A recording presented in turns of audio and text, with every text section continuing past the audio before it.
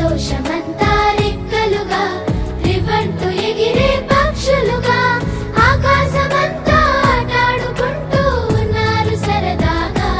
ఒకరేమో సీను ఒకరేమో చున్ను కలిసారే ప్రాణంగా కురిసారే వర్షంగా.